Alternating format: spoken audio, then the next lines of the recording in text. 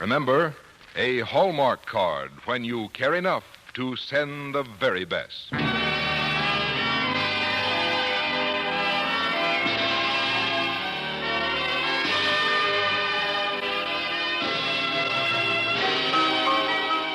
Tonight, from Hollywood, the makers of Hallmark greeting cards bring you Miss Rosalind Russell in Louis Brumfield's Mrs. Parkinson on the Hallmark Playhouse.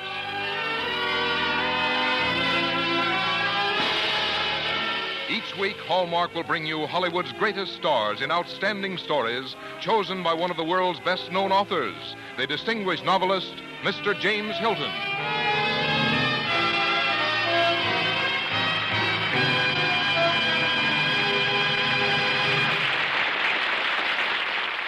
Good evening, ladies and gentlemen. This is James Hilton. Tonight on our Hallmark Playhouse, we are delighted to present a dramatization of a well-known story by one of America's best and most popular writers, Louis Brumfield. Mr. Brumfield, who won the Pulitzer Prize for one of his novels, is many things besides a writer. He's widely traveled. I remember I first met him at a party in London. And he's also a farmer whose land in Ohio has become famous not only because of the books he has written about it, but because of the excellence of its methods and produce. A good writer and a good farmer. Quite a combination, that. The story of Mr. Brumfield's that we have chosen for tonight is Mrs. Parkinson, and we're especially privileged to have starring in it one of Hollywood's most famous actresses, Rosalind Russell. But before we raise the curtain, here is Frank Goss, who has a brief message from Hallmark.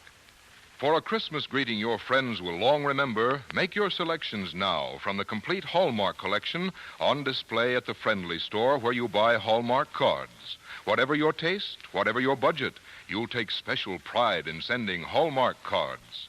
And on the back of every one is the identifying hallmark that says you cared enough to send the very best.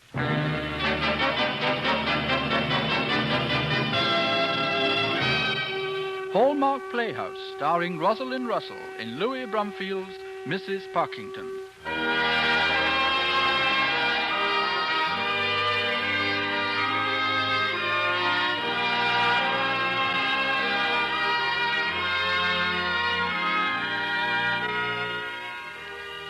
No matter how many years your face records, the past, where you are always young, is only a memory away. Leaping Rock, Nevada is 67 years back into time for me. But I have only to close my eyes to be that age again, to live those hours over. I have only to close my eyes to see my mother shutting the kitchen door and leaning wearily against it. I have only to close my eyes to see Major Parkinson, our star boarder from New York, coming in the kitchen door. He had on a silk shirt and a purple cravat and a checkered waistcoat and a diamond pin and a diamond ring and a gold watch and chain. He'd sit there straddling a chair while we cooked dinner. I tell you, you'll love New York, Susie. It's color, noise, excitement, adventure. It's the Arabian Nights, it's poetry, it's music, it's Delmonico's. It's dancing, it's laughter, it's enchantment. It's a city for the young, Susie. A challenging, fabulous city that belongs to anyone who can conquer it.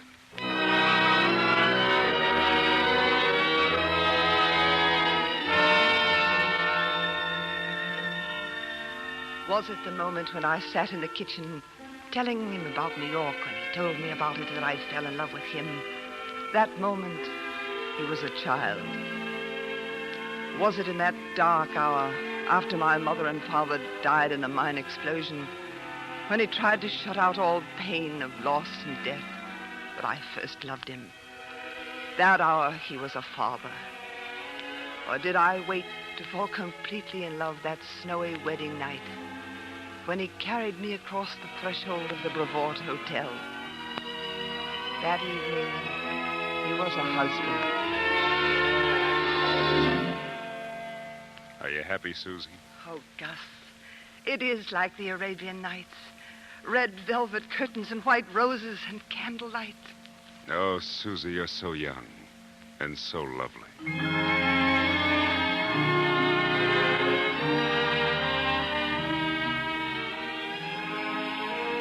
wake to a memory of music and soft falling snow. Across the room, I saw my husband eyeing me over a coffee cup. Get up and have some breakfast, sleepyhead. I certainly will. How did that breakfast get in here without waking me up? Came by magic. I waved my hand. There it was. I'm so hungry. Here, have some coffee. I sent a note to a friend of mine asking her to come and take you on a shopping expedition today. Her? Uh-huh. Aspasia Conti. She's a French woman who knows more about everything than any woman has a right to know about anything. She'll help you in a lot of ways. Help me? Susie, darling, I'm a very rich man, but while money can buy a lot, it can't buy everything. New York is a tough place. We'll have to fight for what we want. I've always had to fight. I don't mind for myself. But I want to make it easy for you. Oh, that must be Aspasia. Hello, Gus, darling. Susie, this is Mademoiselle Conti. Mademoiselle, this is my wife. I'm very happy to know you, Mademoiselle Conte. It is a pleasure to meet the wife of my very good friend, Major Parkinson. She is much more beautiful than you deserve, Gus. I want you to take her out and buy her the most fashionable things in the city. Because tonight I'm going to show Susie New York. And I'm going to show New York Mrs. Parkinson.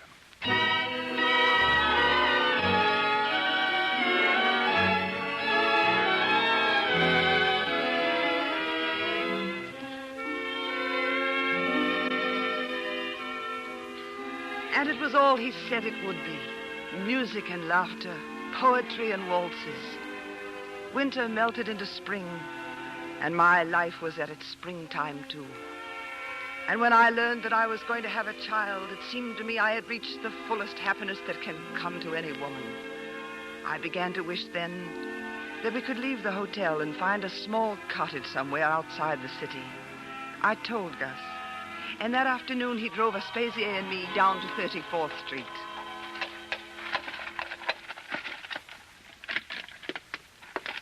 Here we are, Susie. Oh, careful now. I'm all right, Gus. Well, I don't believe I know anyone at this address. What is it? A hotel? How does it strike you as a cottage?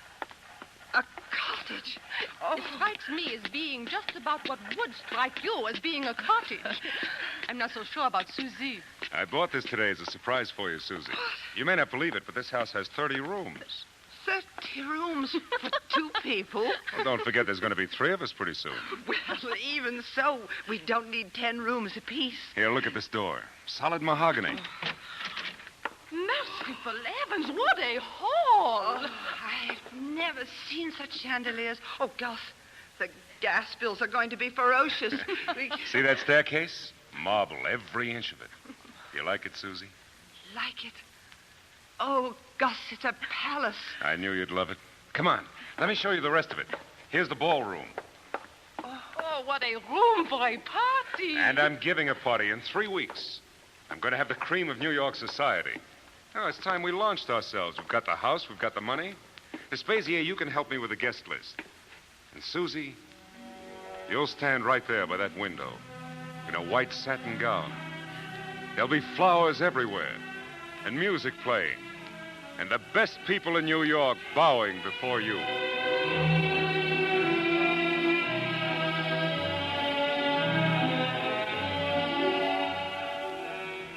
Weeks later, I stood in that ballroom in my white satin, with Gus and Aspasia facing an empty room. There was a Dresden shepherd and shepherdess on the mantel behind us. And suddenly Gus picked up the shepherd and hurled it across the empty ballroom. Gus! Oh, Gus, how could you? How could you? So, they didn't come. They'll pay for this, every last one of them. Gus, I feel a little dizzy. Take her up to bed, Gus. The evening is bad enough for her without you shouting and carrying on like that. It doesn't matter, Gus. It doesn't matter that no one came.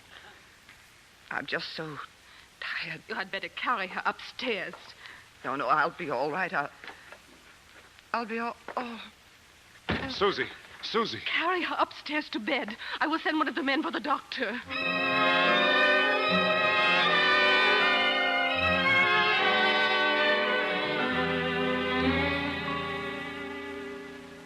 Gus. I'm here, darling. I'm so tired, Gus. I know. Why don't you go outdoors and walk? I'm all right, the doctor said. I'll pay them back. If it takes every cent I've got. If it hadn't been for those snobs, I might have had a son today. And you wouldn't be lying there with all that pain behind you and nothing to show for it. Gus, the doctor said it was because I fell. It would probably have happened regardless of the party. Dirty, rotten snobs. Susie, I swear to you, I'll pay every one of them back.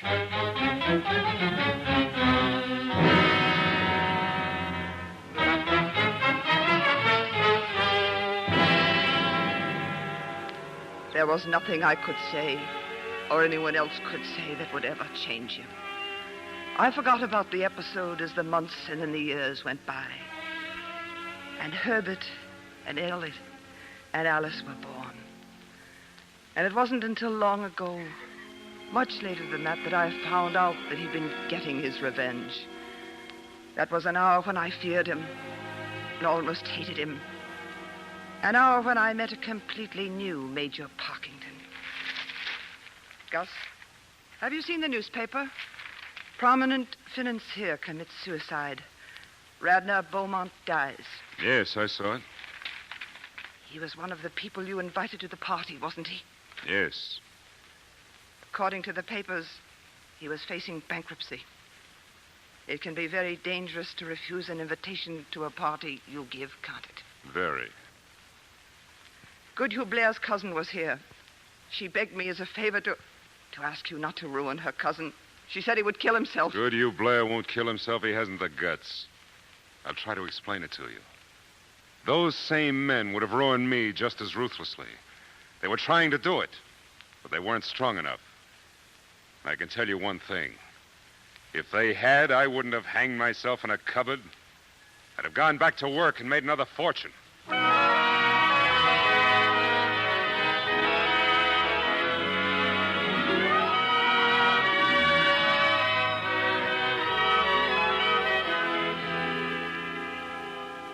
He was an ambitious man. Ambitious for himself, ambitious for his wife, ambitious for his children. They went to the best schools, dressed like royalty, and had everything money could buy. I tried to keep him from giving them too much, but he was determined they should have all the things that neither of us had in our childhood. And they certainly did. And so it happened when our daughter Alice was still too young to know what she wanted. She decided to marry a French duke. Aspasia, I know this marriage is wrong. Do you realize that Gus is settling $100,000 a year on the duke? I cannot sanction a marriage like that. Oh, you may be right, but it is too late for that. Oh, let her marry him, Susie. If she does not marry the duke, it will be another like him. She is doomed. Why do you say that? It is the same with her brothers. Their father has implanted in them a sense of being possessed of some special privilege, of being outside the rules which govern the conduct of ordinary people. So Alice will marry not for love, but for a title. And there is nothing you can do about it. Aspasia. Oh, Aspasia. I'm so afraid you're right.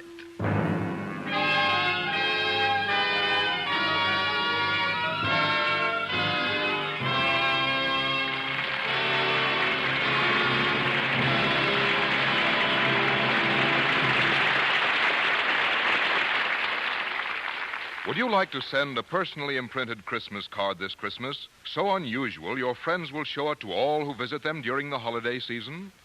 Then see the new Hallmark creations at the friendly store where you buy Hallmark cards.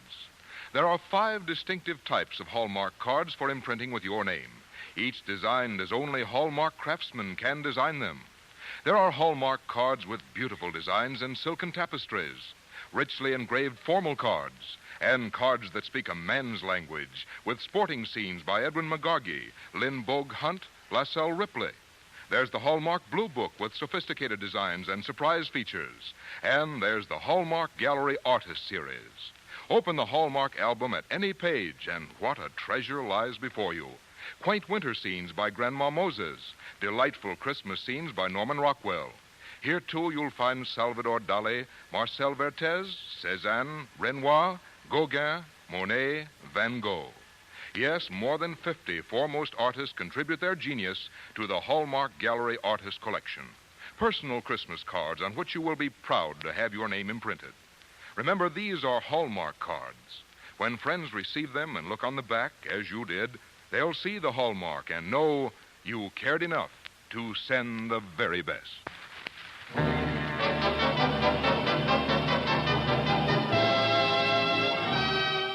And now we continue with part 2 of Louis Brumfield's Mrs. Parkington, starring Rosalind Russell.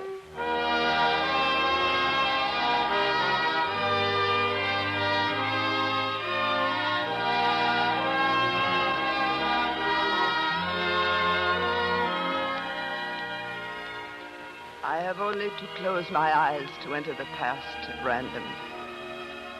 3 years after Alice's marriage was a summer I shall always look back on as the most terrible summer of my life. My son Herbert was killed in June in an automobile accident, leaving a widow and 2 small children. And in August came a letter from Alice saying her marriage was unbearable and impossible, that she wanted a divorce. Aspasia and I left for Paris immediately. And when we arrived there, we learned that the Duke was contesting the divorce. This was obviously a move to extract blackmail money. So I decided to match the Duke at his own game. I hired detectives, got a complete file on the Duke's past and present activities, and then arranged a meeting. He was as charming as ever. Mrs. Parkington, you're lovelier than even my memories of you. Thank you, Jacques. You needn't be flattering. This is hardly a friendly meeting. I understand that you have treated Alice abominably, and that you have absented yourself from home for weeks at a time. It is all quite true. But from the beginning, it was complete misery to live with her. Nothing is worth that. Jacques, understand this. There isn't going to be any more money. My husband was too generous to you in the first place. Last time you dealt with him. This time you deal with me. I have a dossier here on you that was compiled by 6 of the finest and possibly the most unscrupulous detectives in France. It is in complete order, ready to be released to the newspapers. You're very good at your game, Mrs. Parkington. For instance, do you know a Madame Lazare? It would be most foolish to say no. An expose of that little episode in your life would drag in the names of other important people. You need not continue. I'm forced to say that your investigators are remarkably good. My lawyer and yours will get together. I will not contest the divorce.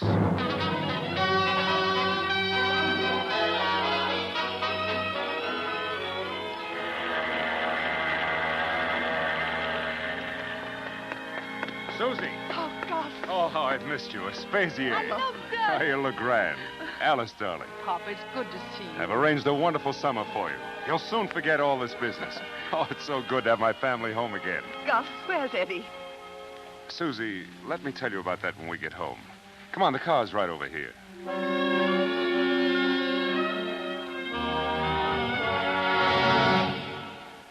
Eddie, dead. My son dead. Don't, darling. There's nothing that can be done now. But to kill himself, why? Why? We don't know that he killed himself. It happened in Denver. The gun may have been discharged accidentally. Gus, I have to get out of this house. Susie. I have to go for a while. I can't bear this house. I can't bear to look at it, to be shut up in it. If I stay here, I'll die too. Susie. I hate this house. I tell you, I hate this house. I hate the money. We're choking, smothering, strangling in money. Can't you see that? If it hadn't been for the money, Herbert wouldn't have had money to buy a car. Alice wouldn't have married that fortune hunter. Eddie wouldn't have had everything and been tired of it before he was 25. I hate the money, and I hate this house. I wanted you and my children to have everything. I wanted to found a dynasty. Well, you founded your dynasty. I hope you're proud of it.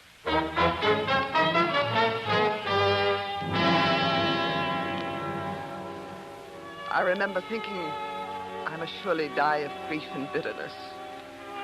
But the heart has a way of reconciling itself and going on. Just as Gus had said New York was there to conquer or to be conquered, so it is with life. If you've red blood in your veins, you conquer life and go on. And only when you're long past the hours of trial do you discover that what you conquered each time was yourself. Knowing this, I was able to go on when the Major died. Susie, you have been wonderful. I know the funeral and all was a great trial to you. It was a great sorrow for you too, Aspasia. I know that. Gus might have married you if it hadn't been for that explosion in Leaping Rock. Oh, no, Susie. Gus Parkinson was in love with youth. And I have been old from the hour of my birth, just as you have been young. Oh, he was a splendid man. He was a happy man.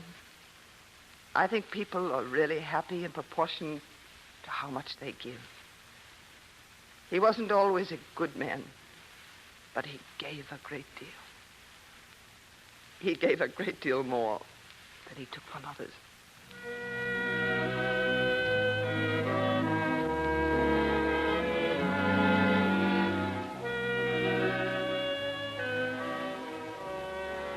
Yes.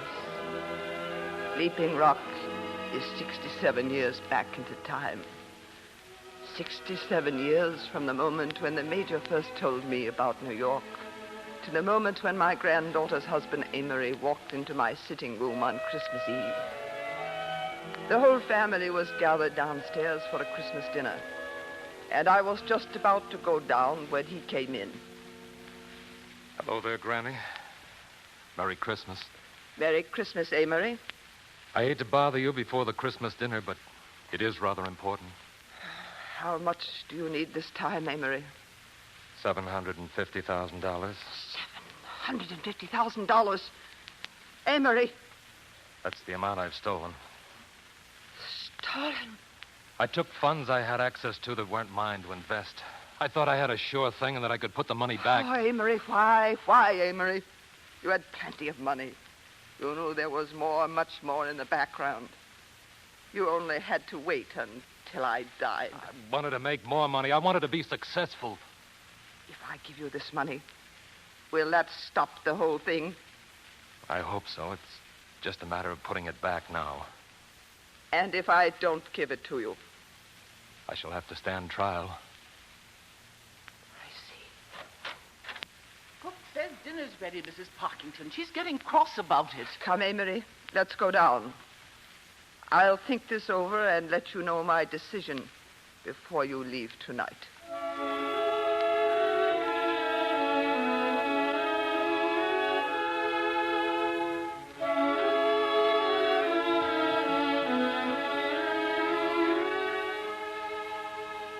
I sat at the dinner table looking around at the faces of Gus's and my descendants. And suddenly I knew, with a cold sense of defeat, that not one of those faces was a happy one. And I remembered Alice's face when she was young, and Herbert's, and Eddie's. And I knew that they had not been happy either. But Gus and I had been happy, and suddenly realizing that, I knew what I had to do. I think Grandmother's been looking wonderful. Quiet, everybody. Quiet, please. Grandmother has the floor. A Merry Christmas to you all. Merry Christmas to you. I think perhaps I had better say that first, because I don't know how merry you're going to think it is when I finish. First of all, Amory is in trouble that calls for some financial assistance, which I am going to give him. Thank you, Granny. Thank you. I'm going to give it to him because I don't blame him for the trouble he is in any more than I blame the rest of you for being selfish and spoiled.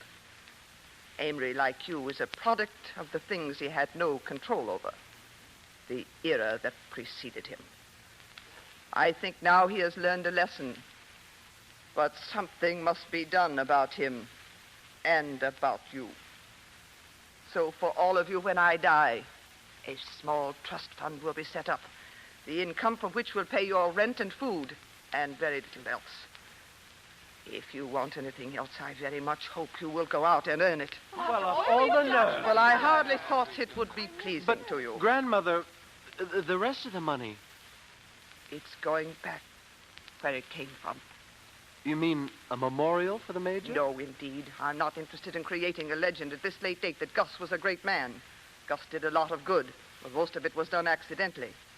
I stayed married to him all these years because he was a scamp on a gigantic scale, and because he was fascinating, and because I was in love with him right up to the end. I was kind of Gus's gunmow when you come right down to it. No, the money's going to things like hospitals and settlements and libraries.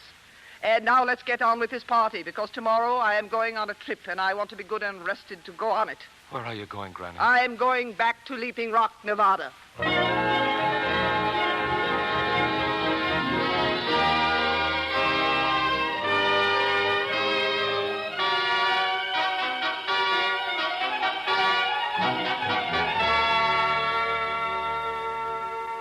And so I went back to finish the days in the land where I had begun them.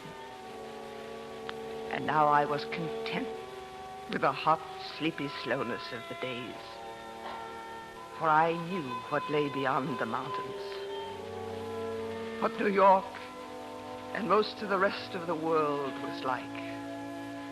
And I knew that here was what all the rest of the world was seeking: simplicity and a sense of freedom and well-being and happiness of spirit. It had been there all the time, but it had taken me 67 years to find my way back to it.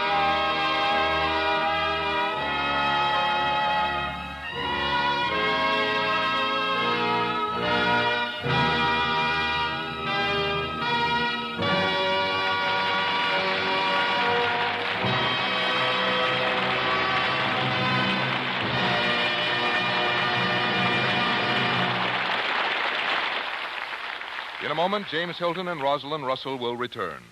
But first, may I invite you again to see the new Hallmark Christmas cards now on display at your friendly Hallmark dealers. If you prefer to select cards to individually fit each one on your list, you'll find a Hallmark card that says just what you want to say, the way you want to say it. There are Hallmark albums from which to select cards for imprinting with your name. And there are the many boxes of assorted Hallmark cards. Yes, whatever your taste, whatever your budget, there are Hallmark cards you'll take special pride in sending. And when your friends receive them and look on the back, as you did, they'll see the Hallmark and know you cared enough to send the very best. Now, here again is James Hilton.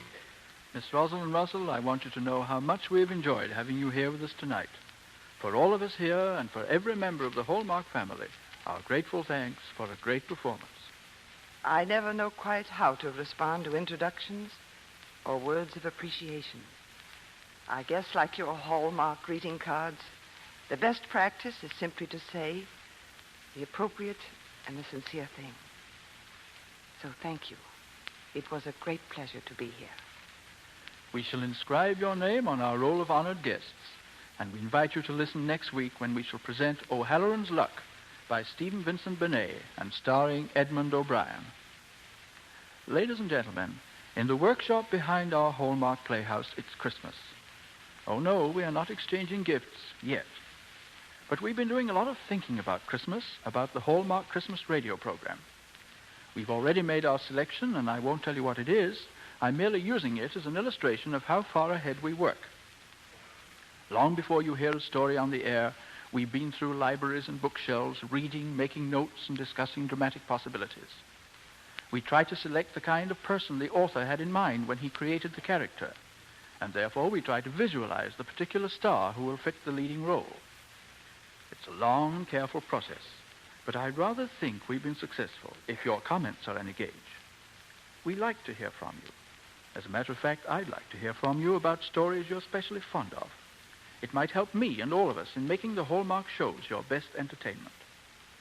So if you'd care to write to me, and I'd welcome that, just address James Hilton, care of Hallmark Playhouse, Columbia Broadcasting System, Hollywood, California. And now, until next Thursday, this is James Hilton saying good night. Tonight's story was adapted for radio by Gene Holloway, with music composed and conducted by Lynn Murray. Our director-producer is Dee Engelbach. Rosalind Russell is currently starred in the independent artist production, The Velvet Touch.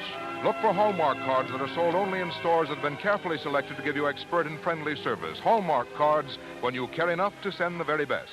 This is Frank Goss saying goodnight to you all until next week at the same time when James Hilton returns to present Stephen Vincent Benet's O'Halloran's Luck, starring Edmund O'Brien. And the following week, Claude Jarman Jr. in Mary O'Hara's My Friend Flicka. This program came to you from the Hallmark Playhouse. This is CBS, the Columbia Broadcasting System.